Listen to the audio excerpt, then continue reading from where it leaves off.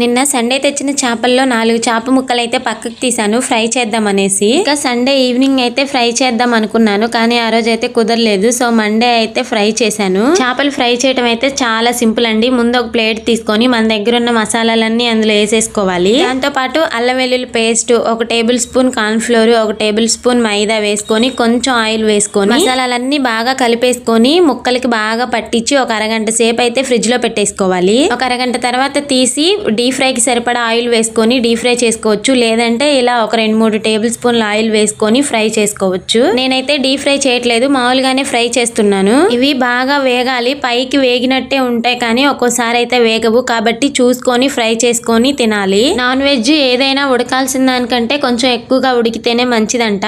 నేను first time fish fry అయితే తిన్నాను, టేస్ట్ అయితే పర్లేదు, బానే ఉంది అనిపించింది. ఎప్పుడు తినలేదు కాబట్టి కొంచెం డిఫరెంట్ గా అనిపించింది. నిమ్మకాయ పిండుకుంటే బాగుంది.